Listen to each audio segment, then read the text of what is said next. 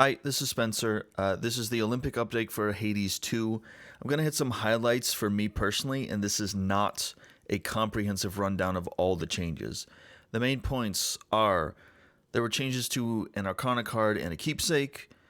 What I think is a bug regarding Circe and an Arcana card, a new broker trading option, Crossroads decorations, a mini boss, Prometheus, and the Eris bosses. There's one other thing. There's a new weapon. I'll do this now. It's called the Black Coat, and it's a fist-based weapon where you're doing a lot of punching, and the special shoots rockets. It's pretty good. I've used it a few times. I like it. I haven't used it a lot, but I think it's a good addition, and I don't really have much else to say about it. But I like it. The Silver Wheel is a Keepsake whose previous effect was completely removed, not changed to a different Arcana card, Keepsake, or item that I know of. It used to say, after you use magic, restore it over 3 seconds for a total of 1,000 this night. That was level 1. Currently, the Silver Wheel slows down time while you channel moves. That used to be the effect of an Arcana card called the Sorceress. The Sorceress now makes your moves 30% faster. The Sorceress Arcana card used to say, while you channel your moves, everything moves slower for 2 seconds. I believe I had that leveled up once. There's another card called the Unseen that allows you to regenerate magic every second. That costs 5 points to activate, making it among the most expensive cards to use. The idea was that you can not take the Unseen Arcana card, freeing up valuable card points which you could use to activate several different cards. Then you take the Silver Wheel to generate magic and look for a boon that can do the same thing, of which there are several. That is no longer an option. And please, correct me if I'm wrong, but I don't see this generating magic automatically up to a limit for any other Arcana card or Keepsake or anything. I have no idea why they would change that card's ability to a Keepsake effect. The 30% faster moves is great, and I've gotten used to using that instead of slowing things down, but this is one of those things. I didn't think it was a problem before. Who asked for this? I had an Arcana card randomly activate thanks to one of Circe's boons. I went to her island, and that was one of the offers from her. The Boatman card got activated, which should give me 250 gold, but it didn't. I was not recording at the time when I took that, but it seems like it's a bug. It's the first and only time I've noticed anything like that. Not really sure what's going on, if that affects other cards not going off, or if it's just the Boatman, but maybe something to look into. The broker can now recycle resources that you don't need. There were limited options at first. It was Rubbish, Lotus, and Thalamus. As I played longer, a few more options unlocked, but not everything can be recycled.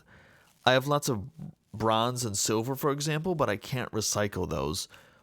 Why not? And what about everything else? I would like to know why just a few resources can be recycled.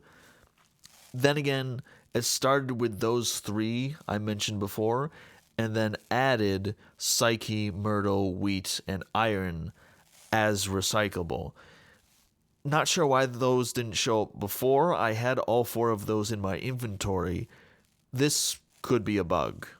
Or more resources are unlocked as eligible for recyclable by some unknown mechanic. I don't know. You can now customize the Crossroads in a number of ways. I like this kind of thing. Anytime a game offers me the ability to tailor my home base or create it from scratch for that matter, I love it. There's various trinkets in your tent that you can unlock. You can change the decorations hanging from the ceiling. I changed mine to stars and moons. There's various rugs you can add throughout the whole area. It's good, and I hope that they add more options later. You do this by recycling resources, which gives you prestige. I don't want to give up other resources I may need for incantations at the cauldron, but I have a lot of psyche since I've maxed out my grasp for Arcana cards, so I'm not using it for anything else at this point. In the Mount of Olympus area, which is the new area that was added to the game, there's a mini boss which is a dragon. I've fought it twice and it was extremely easy both times. I had no issue fighting this thing at all. I think it needs new moves or something because it's really easy to get by and it's not very challenging. And I think a mini boss should be challenging. The Prometheus fight is the new final boss so far for the Mount of Olympus. There is going to be more after this, so he's not the final boss of the surface portion of the game. He does do a lot of AoE attacks that section off parts of the arena as no-go zones or else you'll take damage. He didn't spam it, and it didn't take over the entire arena, which I was thankful for. He was very aggressive when he wasn't doing the AoE. Like, he will run after you and try to hit you with many, many punches. That attack is relatively easy to avoid. He does summon enemies, which I do not like. I don't like that at all. In fact, I feel very strongly about this. It's a lazy way to make the fight not more difficult, but tedious. And I've talked about this before, but I really do not like when games do this with their bosses. If you have a boss that has a theme where summons make sense, then that's fine. If you're like the Rat King, then that boss summoning a bunch of rats to fight you, okay, that makes sense. That's like more forgivable. Otherwise, I don't want to see it. I think they did much better with this fight overall than how the Eris fight worked for a long time. Speaking of Eris, the Eris fight is much more manageable this time around. She doesn't buff her damage as often this time. I counted twice that she buffs.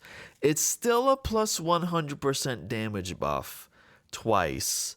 She can put you down in a few hits, making this fight dangerous all the way to the end. Her moves are better telegraphed, it seems like, particularly when she charges in a straight line while firing her gun. It seems to be slower as well, giving you time to dodge. I don't know if that's true. It feels that way. Previously, that move was so fast and poorly telegraphed, it felt impossible to get out of the way. It's a better fight now, even though I still think her buffing damage by 100% at any point is kind of BS because no other enemy in the game does that, and she's not the final boss. But whatever. She still summons enemies, which I have made clear that I don't like, but I rest my case. Overall, I think this is a good update. I think they did a good job with it. Even though I don't agree with everything that was changed, it's still good overall. It added a lot of nice things. New area, new weapons. Oh, the thing that I forgot about was they also changed the axe. And the axe had kind of become like my main weapon. I really liked using it. And one of the useful things that it used to do was block. If you pressed Y, the Y button, you would do a block with it, and you could block projectiles. Not every projectile, but you could block a lot of them.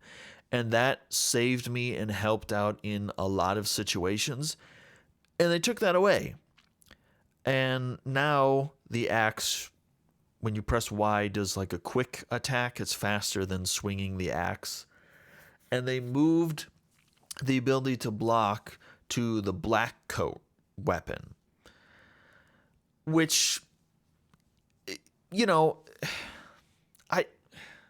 because I liked the fact that the axe had that. It made the axe unique. It was different than the other weapons because the other weapons couldn't block. And now it's just kind of a big axe that you swing around and you hit things with. And there's nothing wrong with, hitting things with a big axe, but the block made it kind of unique. It would be nice if they had another weapon that enables you to block, so it's not just the one. And it's not the end of the world. I'm not crying about it, but it's just I'd like other options, and I did like that about the axe before. As I said right at the top of the video, this is not a comprehensive coverage of the entire update. There's lots of things that I didn't talk about, but these are the things that stuck out to me. The game's getting better. There's going to be several more updates. The next update they have said is not going to be the last one, so there's plenty more to come. I'll be here, I'll be looking at it, and I look forward to being able to play it. And I appreciate you for watching all the way through the video if you did. I will see you next time.